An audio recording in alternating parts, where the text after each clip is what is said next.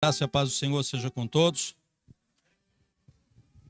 Vamos colocar de pé nesse momento. Vamos estar orando a Deus, agradecendo ao Senhor por esse momento que estamos aqui, para darmos início à nossa aula, terceira aula do nosso curso de discipulado. Pedi ao pastor Luiz Alexandre que leve ao Senhor em oração. Pode ser. Pai, falamos contigo. Em nome de Jesus, Senhor, estamos aqui reunidos na Tua casa e na Tua presença, Senhor. E nessa noite, ó Pai, estaremos mais uma vez estudando, Senhor, a Tua palavra, nesta lição, terceira lição do nosso curso de discipulado. Eu peço a orientação do Senhor, direção do Teu Espírito Santo, que o Senhor venha nos ensinar, que Teu Espírito Santo esclareça as nossas mentes, que possamos, Senhor, estar atentos. Rejeitamos toda a atuação do mal, toda a dispersão, toda a distração, nós rejeitamos neste lugar. Que haja, Senhor, o foco de cada um dos Teus filhos em aprender, para fazer, Senhor, a Tua obra, para fazer a Tua vontade. Ó Pai, dá graça e sabedoria a cada um de nós nessa noite. É o que eu peço em nome de Jesus. Amém. Glórias a Deus. Irmãos, pode se assentar. Apostila, página 26. Nós vamos estar estudando hoje a respeito de conhecer a palavra de Deus, conhecer a Bíblia Sagrada. E é um assunto um pouco técnico, então é importante que nós estejamos atentos. É importante também que os irmãos anotem aquilo que acharem importante e que também os irmãos perguntem aquilo que tiver dúvidas, né? O que nós vamos estudar hoje aqui é o chamado básico em teologia. Os irmãos que já fizeram o curso básico em teologia já viram sobre esse assunto, mas muitos irmãos não. Então nós temos essa lição na nossa apostila para que dê uma base para os irmãos. Por que isso é importante? Porque quando nós estamos falando de discipulado, eu preciso ter uma base, um pequeno conhecimento, pelo menos, para que eu possa estar respondendo as perguntas, respondendo as dúvidas daqueles que não têm conhecimento, daqueles que são de fora, que vão perguntar muitas coisas e que se eu não tiver uma base, não tiver um mínimo de conhecimento, eu não vou conseguir ser eficiente no discipulado, no ensinamento. Discipulado é ensinamento. Então, irmãos, é importante que vocês entendam que aquilo que a gente vai estar vendo aqui hoje e em todas as demais lições é apenas algo bastante superficial. Os irmãos, o assunto que lhe interessar, aí vocês devem se aprofundar, devem buscar através de cursos, através de livros, tem muita literatura boa, tá bom? Então é isso. Antes de eu entrar na lição de hoje, como nós vamos estar falando de Bíblia, nós vamos estar falando de datas, nós vamos estar falando de acontecimentos, eu gostaria de estar passando um vídeo aqui para os irmãos, para que a gente possa fazer uma correlação entre o conhecimento e a necessidade que as pessoas têm, tá bom? Amém? Então preste atenção, pode soltar aí, Cadu, por favor. Amém. Por que eu quis passar esse vídeo para os irmãos? Porque aqui nós vemos um exemplo de uma linguagem que se faz entender. O que ele trouxe aqui foi um exemplo. Ele falou, fazia meses que a gente estava discipulando a comunidade e os irmãos não entendiam. Aí vem alguém simples que fala a linguagem que aquele povo entende lá do norte, do nordeste, aquele povo que que arranca a mandioca, que processa a mandioca, eles entendem essa linguagem. E fez a comparação, e aí sim o povo passou a entender. Por isso, irmãos, é que nós devemos buscar sempre em Deus graça e sabedoria. O conhecimento, ele é importante, o conhecimento, ele é essencial para mim e para você. Mas você não deve, em hipótese nenhuma, tentar demonstrar conhecimento para quem está de fora. Muitas vezes a gente vê isso dentro da igreja, muitas vezes a gente vê isso em cima do púlpito. O pregador que tem conhecimento de grego, de hebraico, conhecimento de teologia, escatologia, pneumatologia, conhece, e aí ele quer mostrar que ele sabe tudo isso e quer passar isso para o povo, enquanto que o povo está ali com a alma sedenta, somente querendo uma palavra que o preencha, uma palavra, sabe, de fé, de resgate, de amor, de salvação, de cura, de libertação, é a palavra que ele está precisando, e o pregador está lá, mostrando o que sabe, que conhece. É importante ele conhecer, sim, mas eu preciso ter sabedoria de Deus para passar para frente, para discipular. Quando eu olho para Jesus, a gente vê o exemplo disso. Jesus falou o tempo todo em que ele cumpriu o seu ministério, os 3 anos, ele falava a linguagem daquele povo. Ele falava a linguagem que eles entendiam, ele usava os elementos que estavam à sua volta para poder levar o ensinamento para os seus discípulos e para as pessoas ali da região da Judéia, Galileia, o ensinamento que eles entendiam. Então, Jesus falava do peixe, Jesus falava do pão e usava esses elementos, Jesus falava da vinha, Jesus falava daquilo que era o dia a dia deles.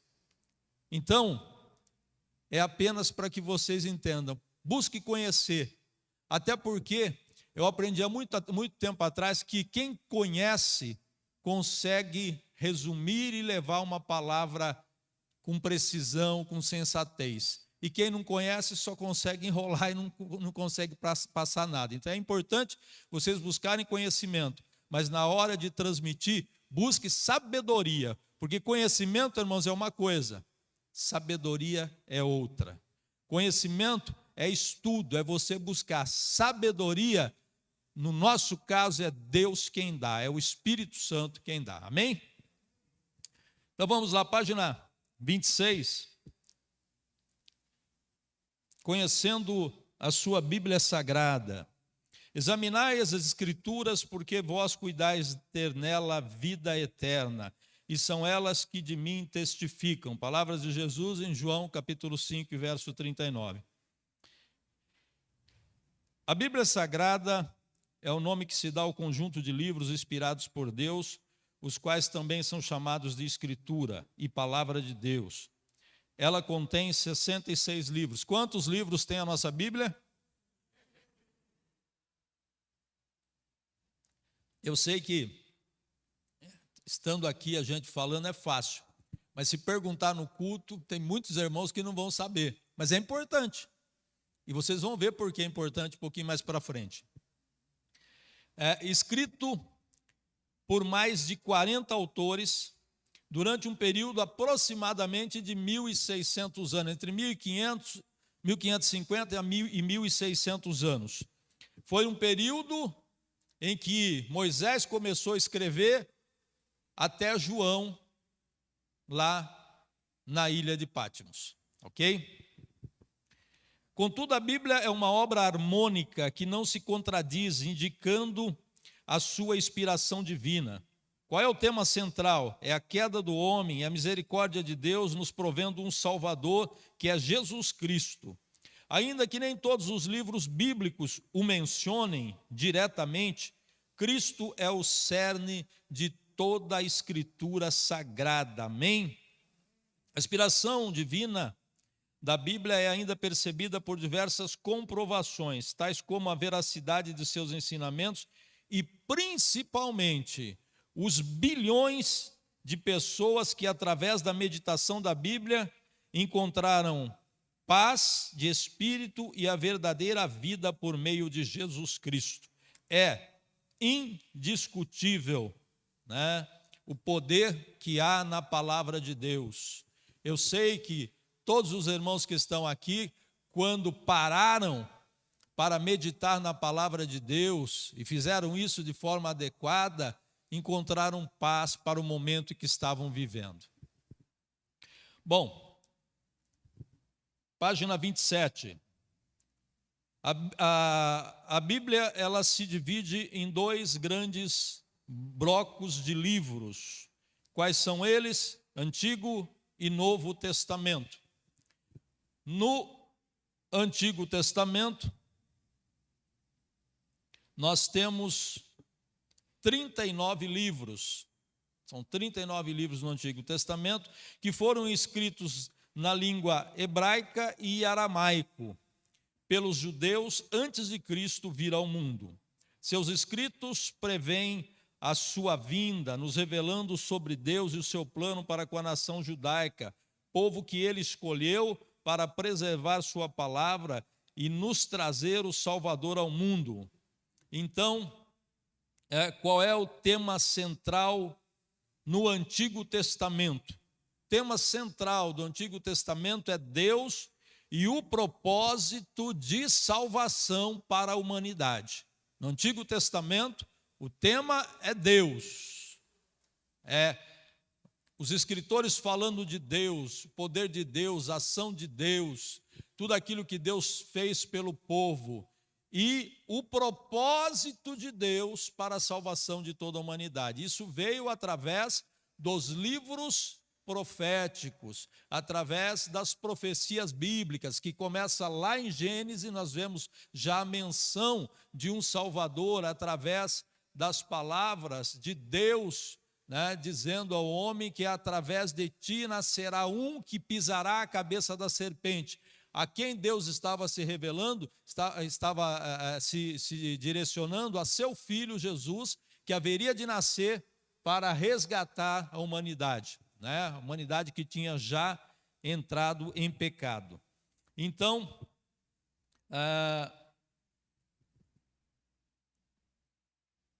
isso é o Velho Testamento. Quantos livros? 39.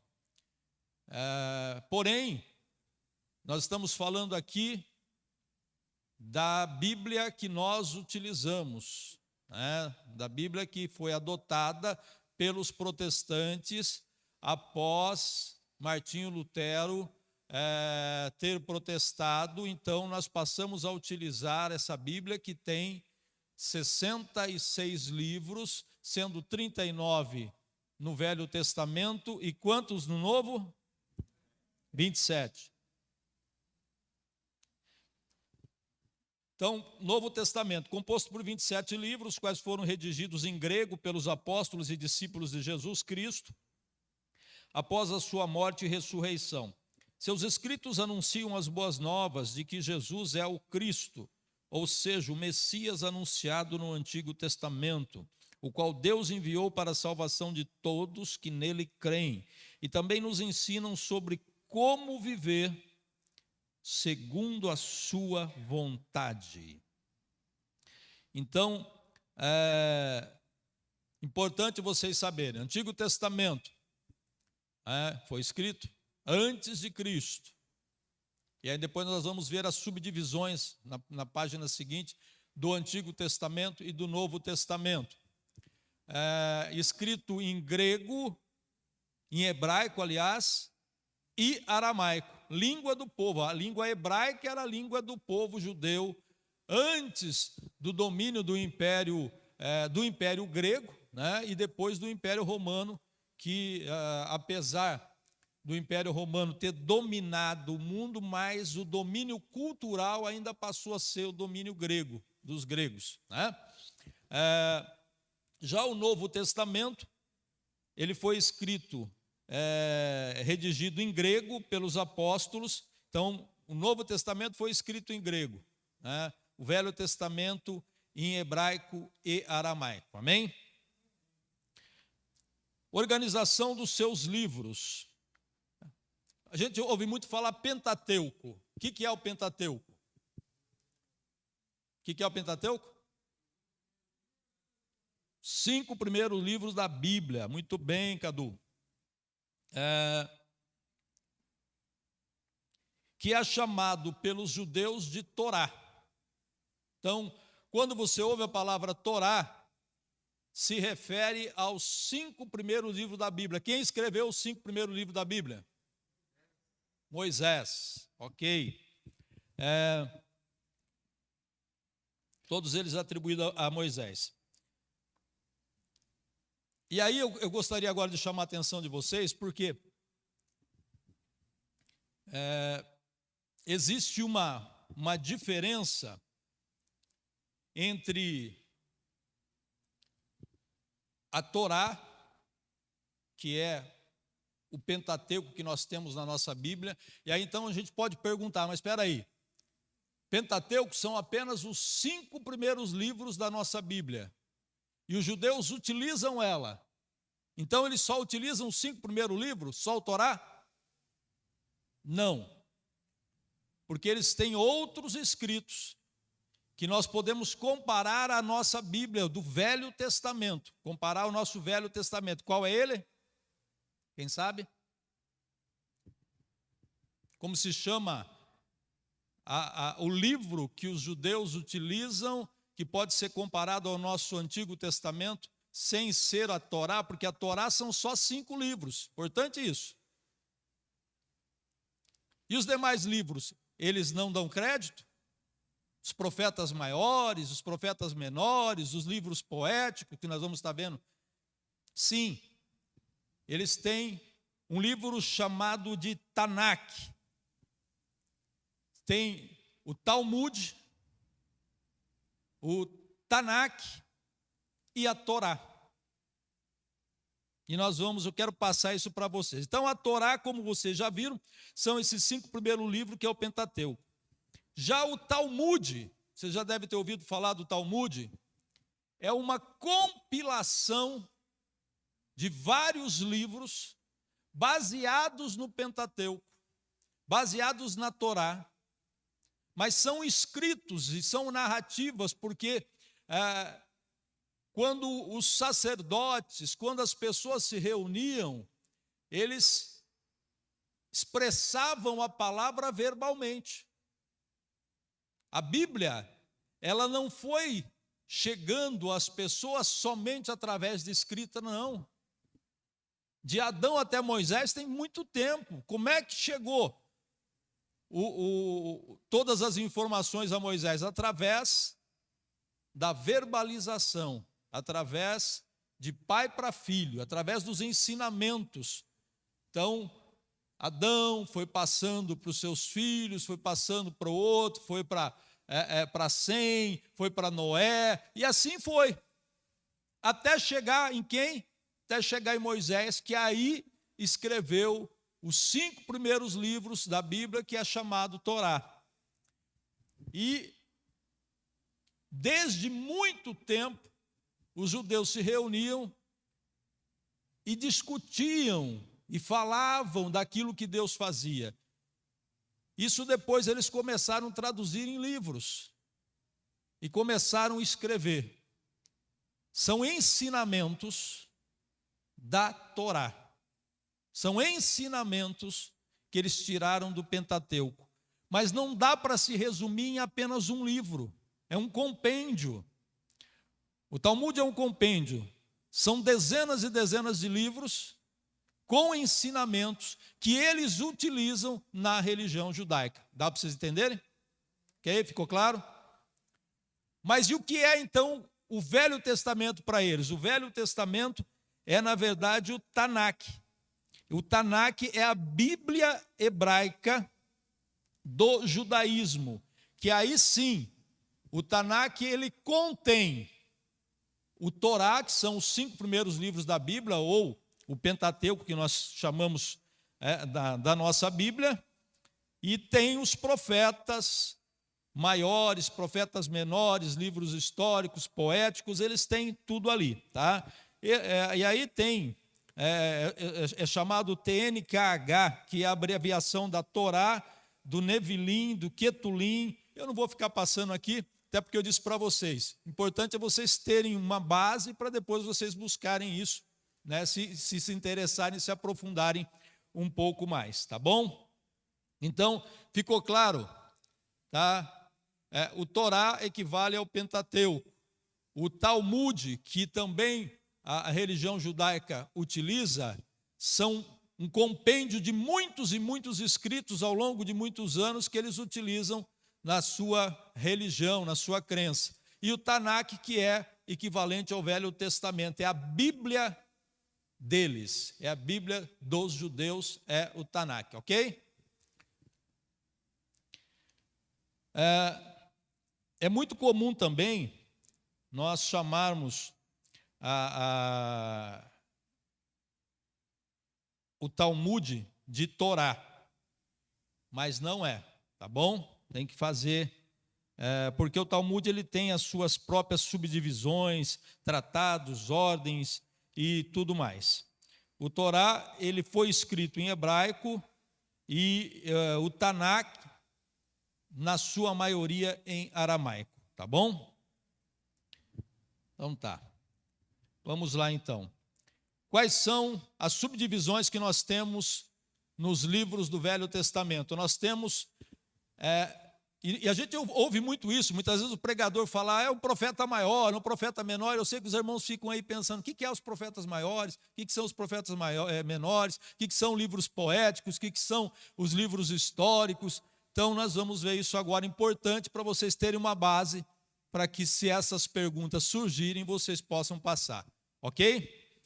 Então vamos lá, livros históricos. Quais são os livros históricos?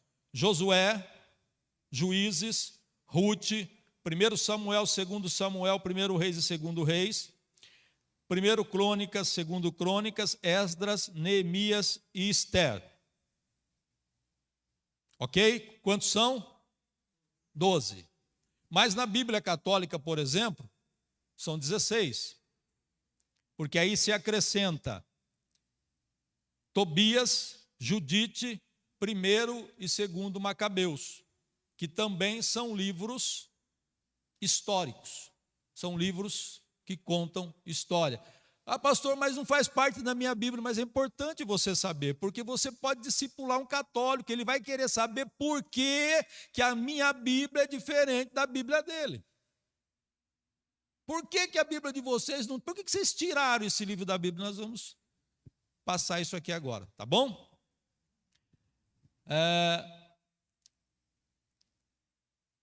São 12 livros da nossa Bíblia que narram a história do povo de Israel no seu relacionamento com Deus e na conquista da terra prometida.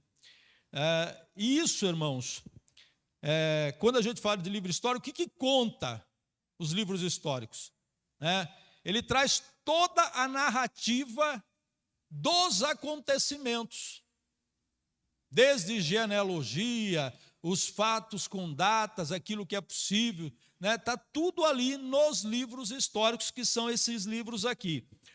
O conhecimento de como nasceu a monarquia entre o povo de Israel, como houve depois a divisão do reino de Israel, que aconteceu. Quando é que aconteceu a monarquia? Todos nós sabemos, 12 tribos que foi Deus que estabeleceu já para Moisés. São 12 tribos, não são? Quem lembra das tribos de Israel? Quem consegue citar? As 12 tribos de Israel, quem consegue? Tribo de Judá e de Benjamim, todo mundo sabe, né? As 12 tribos de Israel que Deus determinou, as dimensões e áreas para elas, para que fossem um povo unido em 12 tribos. Mas esse povo tinha o governo de Deus, não contente com isso, começou a olhar do lado e ver que todos os outros povos tinham reis. E eles falam, nós também queremos um rei. Queremos que tenha um rei sobre nós, nos governando. A gente vai se sentir melhor, olha só, né? A gente vai se sentir mais seguro quando a gente tiver alguém fisicamente nos comandando. E pediram a Deus, e Deus então determinou ao profeta. Quem era o profeta? Samuel. Deus determinou ao profeta Samuel que ungisse um rei. E ungiu Quem foi o primeiro rei? Quem foi o primeiro rei? Saul. Saul foi o primeiro rei, mas ele não fez a vontade de Deus, ele não agradou a Deus. Depois de Saul, aí então veio Davi, depois de Davi veio Salomão. Salomão começou muito bem o seu reinado, mas no final da sua vida ele passou a adorar outros deuses, desobedecendo e desagradando a Deus. Vieram os filhos de Salomão para substituir ele depois da sua morte. E aí nós temos Roboão, Jeroboão, e esses homens, principalmente Roboão, ele começou a pesar a mão sobre o povo. Começou a pesar a mão sobre o povo, subindo impostos, enfim, era um terror. PT era fichinha perto do Roboão. E aí, então houve o que? A subdivisão do reino de Israel em dois reinos. Quais eram os reinos? Reino do norte e reino do sul. Reino do norte era Judá.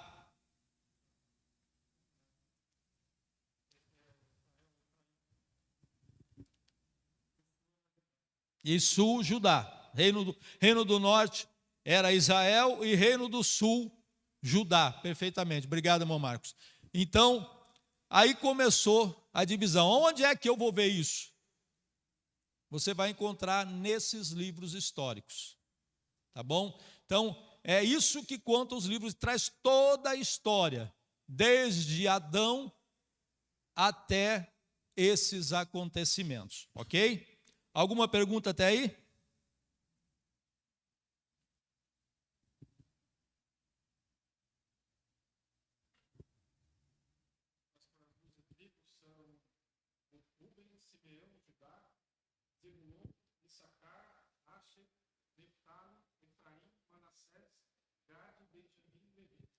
Aí, amém. O que a internet faz, né? Nos ajuda muito, né? Porque de cabeça eu também não decoro, eu também não tinha, viu? Eu estava perguntando, mas eu também não consigo decorar, né? Ok.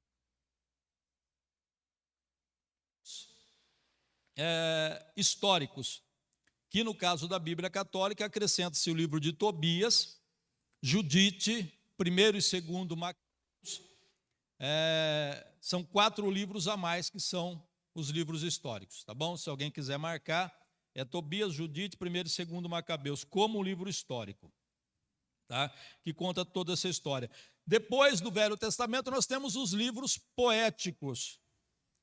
Quais são os livros poéticos? Jó, Salmos, Provérbios, Eclesiastes e Cantares. Quantos são? 5. Né? São chamados de livros poéticos ou livros sapiensais, são livros de ciência, de sabedoria, ok? E nesses livros,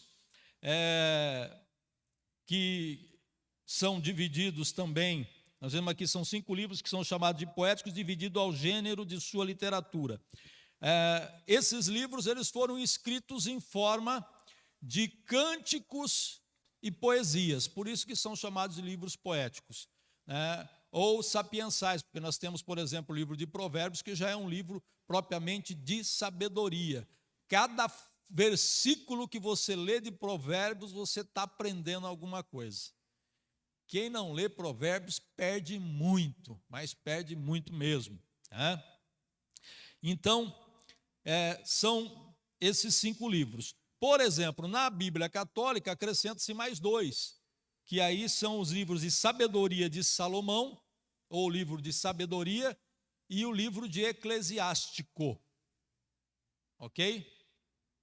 Então, na Bíblia Católica tem 4 livros a mais dos históricos e 2 livros a mais dos poéticos, ok? Que é Sabedoria de Salomão e Eclesiástico, tá bom? Depois nós vamos falar disso, por que eles não estão na nossa Bíblia, tá bom?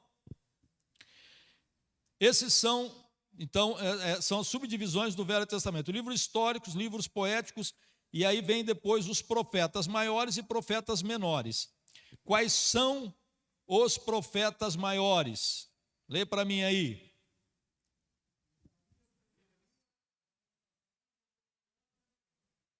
Então, nós temos aqui, na nossa Bíblia, 5 livros proféticos. E alguns dizem que é 4, porque Lamentações e Jeremias, até porque Lamentações foi escrito também por Jeremias, né? É Lamentações de Jeremias, tá bom?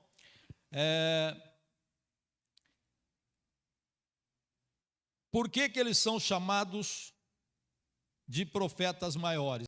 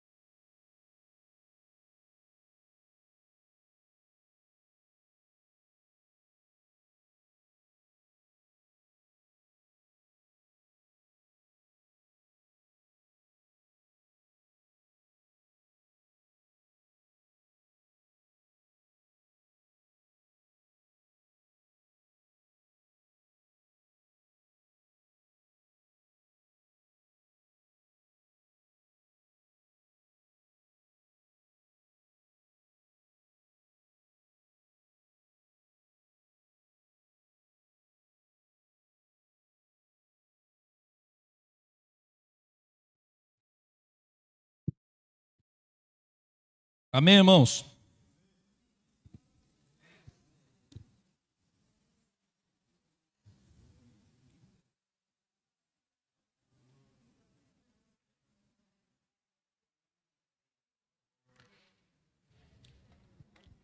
Deixa eu ler para os irmãos aqui um texto, para que a gente possa entender. Estamos falando dos evangelhos sinóticos e do evangelho de João, que ele diverge. Enquanto os evangelhos sinóticos apresentam Jesus como uma personagem humana, destacando-se dos comuns pelas suas ações milagrosas, sendo a origem primária para as informações históricas sobre Jesus Cristo, já o evangelho de João descreve um Jesus como um Messias, com um caráter divino, que traz a redenção absoluta ao mundo. Aparentemente, o evangelho de João sugere que ele tinha conhecimento dos evangelhos sinóticos e que nos tais já existia informação suficiente sobre a vida de Jesus como homem. Então, portanto, ele se incumbiu de mostrar em seu evangelho os atributos de Jesus como Deus. Amém? Então, João, isso é apenas uma sugestão. Sugere-se que João já tinha conhecimento dos evangelhos sinóticos, que mostravam Jesus como homem, com toda a sua história, logicamente como uma pessoa que tinha poder. E João disse: eu vou escrever e mostrar que ele realmente é o Filho de Deus. Aí já começa desde o capítulo 1, né? No princípio era o Verbo, e o Verbo se fez carne, habitou entre nós. Então nós vemos a diferença, tá bom? Estamos falando aqui das epístolas. São 21 epístolas, onde são 21 cartas, onde os apóstolos inspirados pelo Espírito Santo, interpretaram a doutrina de Cristo, instruindo os primeiros cristãos acerca da fé e da conduta cristã. Estão divididos em 2 blocos: epístolas paulinas e epístolas gerais. Ok? Então, quais são as epístolas paulinas? Que são as epístolas paulinas? Foram as cartas escritas pelo apóstolo João, Pedro, Marcos, não, né? Então, são as cartas escritas pelo apóstolo Paulo, que são elas Romanos, Coríntios, Gálatas, Efésios, Filipenses, Tessalonicenses, Timóteo, Tito e Filemão. Ok? São 13 cartas ou epístolas escritas pelo apóstolo Paulo, as 9 primeiras para as igrejas, seguida de 3 para orientar pastores, e por fim um curto e cativante apelo de Paulo ao cristão chamado Filemão, pela libertação de um escravo chamado Onésimo. Eu sei que alguns irmãos já fizeram um estudo sobre a carta de Paulo a Filemão, que é uma carta curta, apenas um capítulo ali, em que ele se dirige a Filemão, pedindo a Filemão que reconsiderasse toda aquela situação a respeito de Onésimo, porque Paulo teve contato com Onésimo, que era escravo de Filemão. Olha só, Filemão era um senhor, uma pessoa de poder aquisitivo e que tinha escravos, que era comum naquela época. Então, tudo isso nós temos que entender e contextualizar épocas. Por isso que eu disse para vocês no começo, Jesus falava de acordo com os acontecimentos da sua época. Ele era claro. Conhecimento é importante, mas eu preciso falar a linguagem que me entendam, senão não adianta nada. Eu conheço, eu sei, olha, a Bíblia foi escrita em grego, em aramaico, em hebraico, mas isso não diz nada para a pessoa que está sedenta de Deus. Isso é importante para ela depois, lá na frente, mas no começo. Então, tudo isso eram coisas que aconteciam. E Filemão tinha esse escravo chamado Onésimo, que escapou, fugiu, né? E Paulo conheceu ele na cadeia, em uma outra cidade, evangelizou ele passou a ser o filho da fé de Paulo, e agora Paulo escreve uma carta para Filemão e diz: Filemão, reconsidera, eu vou mandar ele para você aí, não vai prender ele não, olha, por mim, Paulo falou, por mim, faça isso por mim. E aí Paulo diz algo, né, que também é questão de muita interpretação. Paulo falou: você sabe que você deve sua vida a mim. Nós não temos essa informação na Bíblia do que foi, por que foi, qual foi a condição aí colocada, o que Paulo fez por Filemão, mas Paulo cobrou. Por quê? Porque estava numa situação muito complicada. Se Filemão não agisse contra Onésimo, que havia fugido, isso poderia causar um estrago em todo o contexto regional, em todas as pessoas que tinham escravo. O cara fugiu, agora se converteu ao cristianismo, e agora o cara volta de boa, não vai ser punido, não vai ter nenhum problema. Então olha toda a situação. Mas Paulo disse: faça isso por mim, porque eu já fiz algo por você, você deve sua vida. Então, são contextos, né, que a gente precisa avaliar.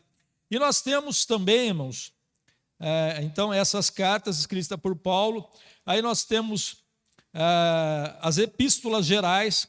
Quais são as epístolas gerais? Hebreus, Tiago, Pedro, 1 Pedro, 2 Pedro, 1 João, 2 e 3 João e Judas. Quem escreveu o livro de Hebreus? Quem pode me dizer? Quem é o escritor de Hebreus, irmãos? Não foi não, o Espírito Santo não escreveu nada, só inspirou. A Bíblia diz que são livros inspirados pelo Espírito, quem escreveu foi homens. É uma carta, o livro de Hebreus, ele não tem uma atribuição convicta de quem fez. Existem alguns que dizem que é Paulo, alguns que dizem que é Apolo, alguns que dizem que foi até mesmo Filemão, alguns dizem que foi Barnabé, outros dizem que foi Priscila, alguns dizem que foi Clemente de Roma, alguns dizem que foi Silas, enfim. Martinho Lutero, ele atribuiu o livro de Hebreus a Apolo como escritor, mas é apenas uma atribuição, não se existe certeza de quem foi o escritor da carta aos Hebreus, do livro de Hebreus. O que nós temos certeza é aquilo que o irmão Marcos falou, foi inspirado pelo Espírito Santo de Deus, porque o livro de Hebreus é tremendo, irmãos. Para quem já estudou o livro de Hebreus, sabe daquilo que eu estou falando, e nós já estudamos aqui, acho que na escola dominical, não foi? Estudamos o livro de Hebreus. Irmã Helenice, eu lembro até de uma aula, que a irmã Helenice estava, foi ela que lecionou, não me lembro. Mas é um livro tremendo, Deus nos ensina muito nesse livro de Hebreus. E eu fico com Lutero, como se fosse Apolo. Alguns atribuem também a Lucas, né? Enfim, mas eu já vi muitas vezes, mas estou falando por falar, porque também você não tem que se apegar a nada disso, né? Muitas vezes, irmãos, Paulo escrevendo aos Hebreus, né? E muitas vezes até a gente, muitas vezes falar, você acaba cometendo um ato falho, né? Mas o livro de Hebreus não é um livro que tem uma atribuição convicta de um escritor, tá? Ele é atribuído a Apolo, mas não se tem certeza, tá bom? Então, essas 8 cartas, que são chamadas epístolas gerais, por não serem destinadas a uma igreja específica, uma observação: não se sabe ao certo quem foi o escritor de Hebreus, como eu já disse, porém sua inspiração divina é incontestável. E no Novo Testamento nós temos também o livro de Apocalipse, que é um livro profético. Então nós temos epístolas paulinas, epístolas gerais e o livro profético, né? E temos também um livro histórico. Então nós temos um livro histórico, primeiro os evangelhos. Olha a divisão então do Novo Testamento: evangelho, livro histórico, epístolas paulinas, epístolas gerais e o livro profético, que é o livro de Apocalipse. Quem escreveu o Apocalipse? João, né? São as revelações que Deus trouxe a João na ilha de Patmos. Ok. Irmãos, quando a gente está falando de inspiração, a gente precisa entender, e aí é importante, eu disse que ia falar para os irmãos a respeito, por que a nossa Bíblia, ela tem 67 livros e não 73, como tem a Bíblia católica. Porque desde da Revolução de Lutero, quando ele protestou, eles avaliaram que esses livros que eu citei para os irmãos, né, que são o livro de Tobias, Judite, Macabeus, Baruque, esses 7 livros a mais, não eram livros inspirados pelo Espírito Santo, então não entraram no chamado canon, não são livros chamados canônicos. Ou seja, o que é canon? Canon é uma régua, significa régua ou regras, tá? E esses livros não passaram por essa régua. Muitas coisas foram avaliadas nesses livros e se observou que não havia a inspiração do Espírito Santo na inscrição desses livros. Eles têm um conteúdo importante? Tem, mas é o conteúdo histórico, um conteúdo de informação, não tem um conteúdo inspirado pelo Espírito Santo de Deus, ok? Então, só para vocês entenderem por que a nossa Bíblia tem 66 livros e não 73, como tem a Bíblia católica, ok? Porque Lutero resolveu tirar esses livros que não tinham inspiração, que não condiziam, tá bom? Vocês lembram quais eram os livros? Alguém pode citar aí? Alguém marcou? Quais eram os livros que foram tirados? Tobias.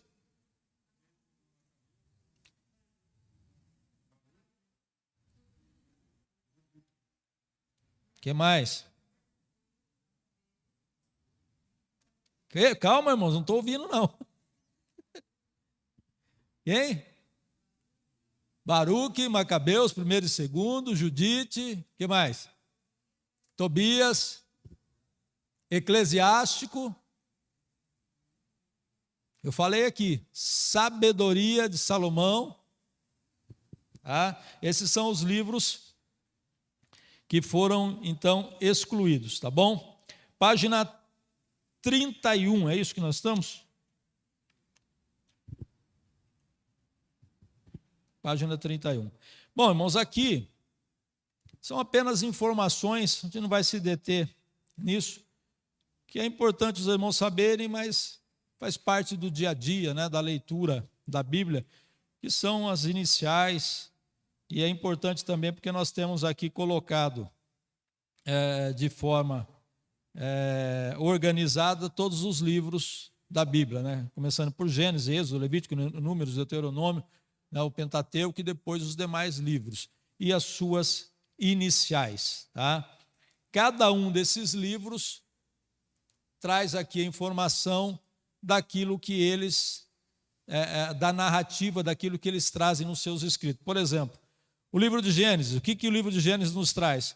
A criação do mundo e a formação do povo hebreu. Quando foi que se deu a informação do povo, a formação, o nascimento do povo hebreu? Quem pode me dizer? Quando que nasceu o povo hebreu? Quando foi, irmãos?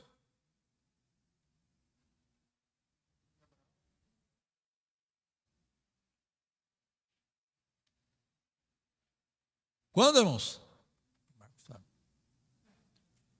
Quando? Quando nasceu o povo hebreu?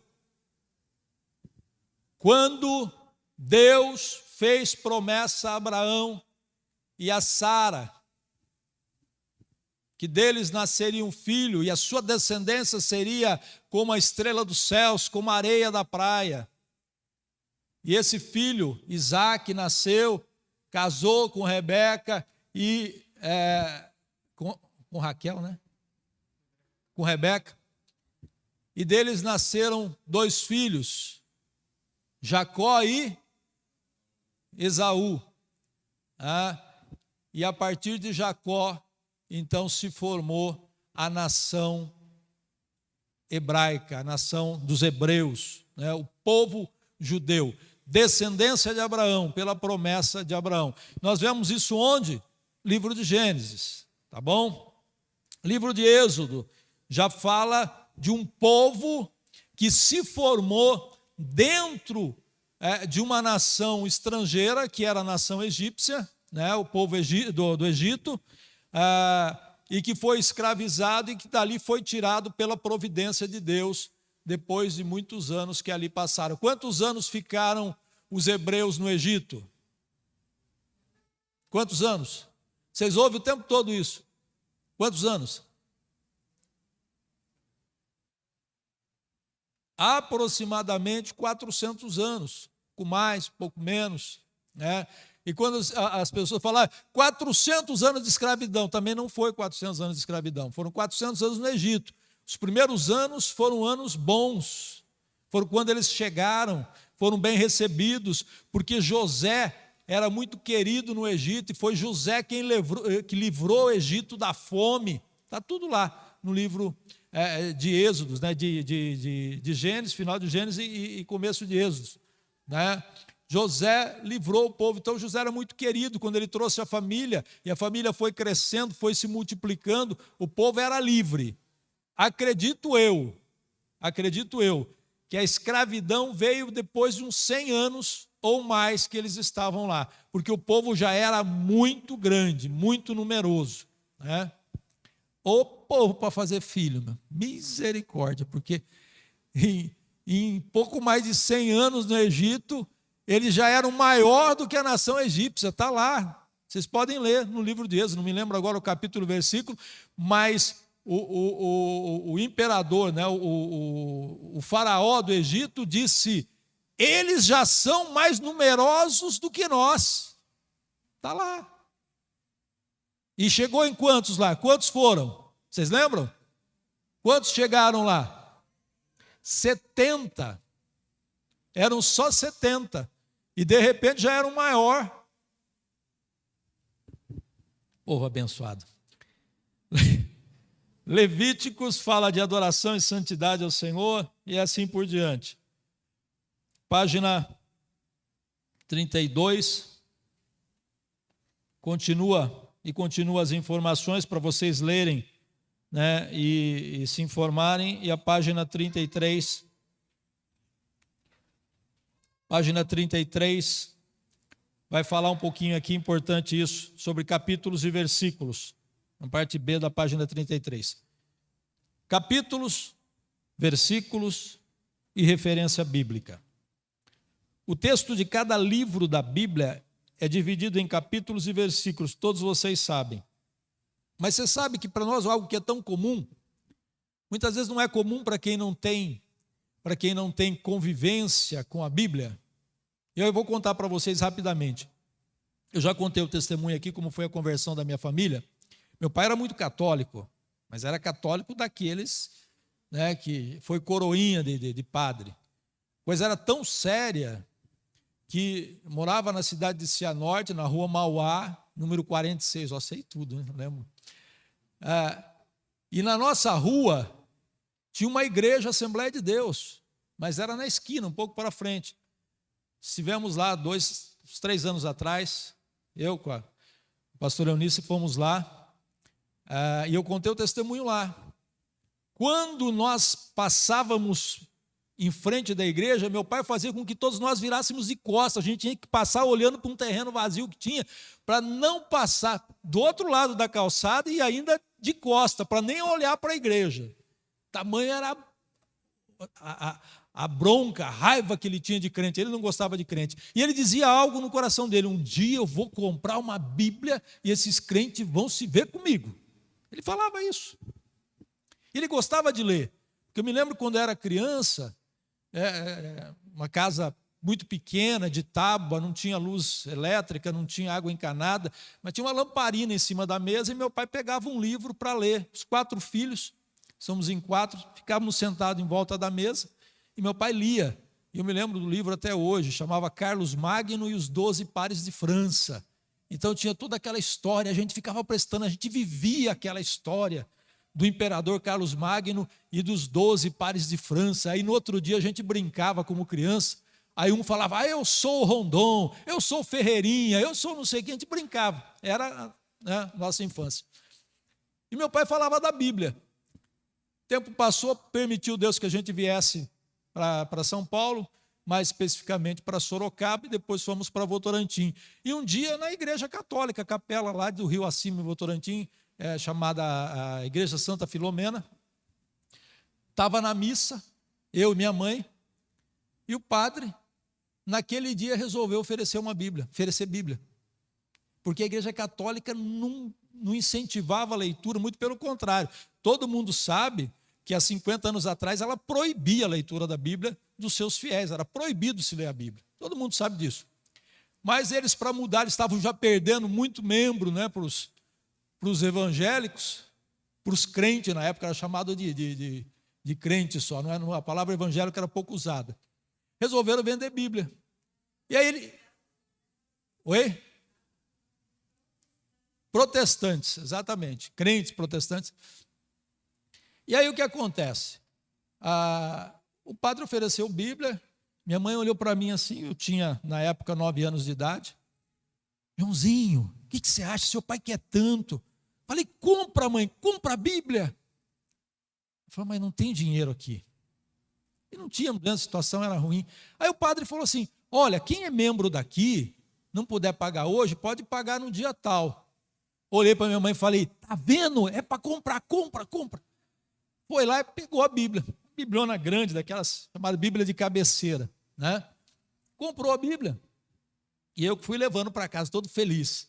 Cheguei em casa e falei: rapaz, a Bíblia, que tanto ele queria. E aí, é o que eu estou dizendo para os irmãos, ele não conhecia capítulo, ele nunca tinha visto uma Bíblia na vida dele. Ele lia uma página. Ele pegava a Bíblia e lia uma página todo dia. Todo dia ele lia uma página. E a coisa estava indo bem, estava indo gostoso, até a hora que ele chegou lá no capítulo 20 de Êxodo, que aí disse lá: não farás para ti imagem de escultura, nem do que há acima nos céus, nem embaixo na terra, nem nas águas abaixo da terra. Ele falou: essa Bíblia é de crente, essa Bíblia não é católica. Falou, porque ele era devoto de Aparecida, que foi tirada das águas, né, do rio em Aparecida, e ele era devoto, tinha santo em casa.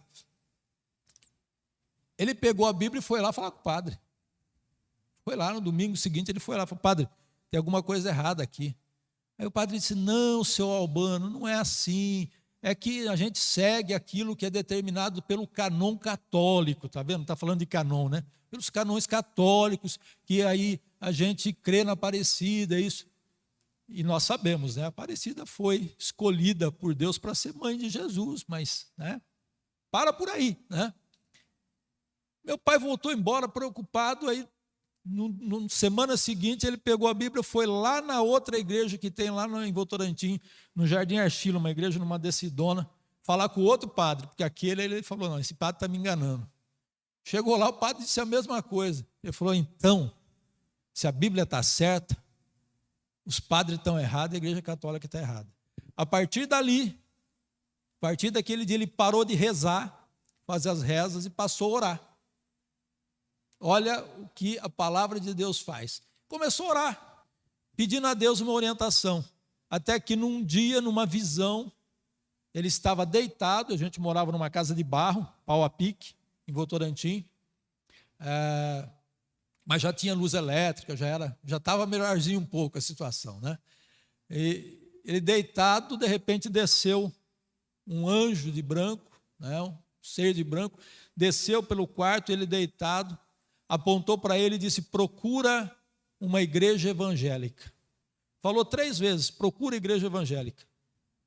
Ele levantou correndo, acendeu a luz, saiu para fora, achou que tinha quebrado o telhado, preocupado, que aquelas telinhas de Eternite, né, que era bem fininha. A casa, inclusive, quando chovia, entrava água. Só Jesus e a misericórdia dele. Mas aí ele começou a procurar a igreja evangélica, mas ele queria que tivesse escrito na frente igreja evangélica, e não achava essa igreja. Então vem toda a história da conversão depois de toda a família. A conversão da nossa família veio através da Bíblia Sagrada. Mas a gente pensa, não, conhecer capítulo, versículo, isso é bobo. Não é, tem gente que não sabe. Se eu for contar aqui, a hora vai embora, né? Eu fui lá no Paraná, cheguei lá, esse testemunho eu quero contar para os irmãos. Porque eu fui lá em Cianorte, nessa igreja, que era uma igrejinha pequena na época. Hoje a igreja é do tamanho quase da nossa sede, tem elevador dentro, tudo. Não está pronta ainda, estão terminando, mas é uma igreja muito grande, né? Igreja muito bonita, onde estava essa igreja. E eu cheguei lá, e eu estava com aquilo, com o coração assim ardendo, falei, puxa vida, tem uma história aqui, né? Eu passei em frente, tinha uns jovens lá, falei, tem culto? Eu falei, hoje é culto de jovens. Mas amanhã tem culto, acho que era 19 horas, 18, não me lembro mais. Então amanhã eu venho. Aí saímos do hotel no domingo, terninho, gravado. Quando eu desci lá embaixo, tinha um pastor lá fazendo culto, de uma igreja, acho que era presbiteriana. Falou, o senhor está de terno? Eu falei, eu sou pastor. Falou, fica aqui comigo, me ajuda aqui, fazendo uma célula lá no trabalho. Falei, olha, eu gostaria muito, mas eu tenho um compromisso comigo mesmo hoje de ir na Assembleia de Deus lá. E quando eu cheguei lá na igreja grande, os irmãos sabem como é que funciona. Chegou na porta, o pessoal perguntou de onde eu era, falei, sou de Sorocaba, mas não falei que era pastor, nada. De repente, o rapaz veio atrás e falou assim, o senhor é obreiro, alguma coisa assim? Falei, sou pastor. O senhor está com o cartãozinho aí, com carteirinha? Botei a mão assim, que carteirinha? Eu não estava nem com a carteira, eu tinha esquecido no hotel a carteira, o documento, tudo. Mas eu pensei que não, pensei que estava no carro. Falei, só um pouquinho, vou lá no carro e pego. O carro estava estacionado, não estava muito longe, fui lá, quando eu voltei com aquela decepção. Sabe, decepcionado? Falei, puxa vida, eu venho aqui nessa igreja e nem vou ser apresentado aqui hoje. Na minha cabeça, nem vou ser apresentado. Porque imagina você chegar e dizer que é pastor, mas não tinha nenhum documento, nenhuma carteirinha, e nenhum documento pessoal meu, estava sendo esquecido no hotel. E fui, porque cidade pequena, né? E não prestei atenção nisso. Quando eu cheguei lá, falei para o diácono, falei, irmão, eu vim aqui para louvar, adorar a Deus, não se preocupe, não precisa nem me apresentar, eu já estou feliz de estar aqui. Foi isso que eu falei, sentei lá, juntamente com a Eunice. Daqui a pouco o pastor chega, o pastor presidente chega, eu vi ele conversando com o pastor do lado, apontando para mim, falei para a Eunice, aí tem, hein? Daqui a pouco desce um lá do púlpito e vem lá, o pastor falou para o senhor ir lá, senta lá do lado dele. Falei, nossa, sentar do lado dele. Aí cheguei, sentei, cumprimentei, começamos a conversar, perguntou daqui de Sorocaba, tal, de repente ele olha para mim assim e fala, o senhor vai pregar hoje aqui. Falei, o quê? Pensei comigo. Falei, eu achei que eu não ia nem ser apresentado. E eu preguei e contei o testemunho lá daquilo que Deus fez. E eu considero isso um milagre, porque conhecendo essas igrejas mais do interior, né, somente do Paraná, né, as pessoas dão oportunidade para alguém que chegou lá só dizendo o que era. Então eu já falei, isso já foi um milagre. E naquela noite Deus fez milagre mesmo naquele lugar. Não por mim, mas porque Deus tinha plano, tinha propósito. E eu louvo a Deus por isso. Amém? Então, irmãos, está aqui. Importante a gente saber disso. Parece uma bobagem, mas não é. Tá bom? E página 34, nós encerramos. Nome do livro, que geralmente aparece abreviado. Número do capítulo, seguido de um sinal de 2 pontos. Número do versículo ou dos versículos, separado por hífen, que significa até, ou por uma vírgula, que significa e. Enfim, exemplos. Aí tem os exemplos, os irmãos verem. né? Enfim, isso aqui são coisas, irmãos, importantes, né? Mas que os irmãos podem estar vendo depois. Amém? Vou abrir aqui. Nós temos quanto tempo ainda? 5 minutos, né? Até 9h10. Para dúvidas. São 5 minutos que a gente está deixando toda a aula para os irmãos. Quais são as dúvidas? Perguntas? Nada? Se vocês não tiverem dúvida, não perguntar, vou ficar contando testemunho aqui. Hoje já recebi um testemunho da irmã Cleide. Eu disse que essa semana nós teríamos testemunho na igreja. A irmã Cleide me mandou um testemunho. Já ouvi um testemunho da irmã Marta também, muito lindo daquilo que Deus fez. Eu falei que essa semana era semana de testemunho. Amém. Domingo nós ouvimos aqui que ia ser a semana de multiplicação de milagres. Eu saí a semana, segunda-feira. Quando eu estava aqui, Deus já me deu uma estratégia, né? Na segunda-feira eu só coloquei em prática. Eu já vivi milagre desde a segunda-feira essa semana, irmãos. É só Deus para fazer essas coisas. Então é semana de milagre e de testemunho. Alguém tem pergunta? Pode falar.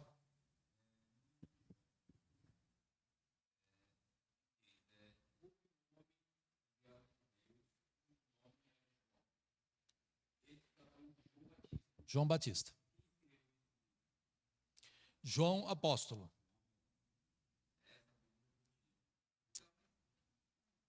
O livro de João ele é atribuído a João Marcos, que era apóstolo de Jesus, foi discípulo e apóstolo de Jesus. Existe um texto no livro de João, que capítulo que é? Capítulo 1, em que cita o nome de João Batista.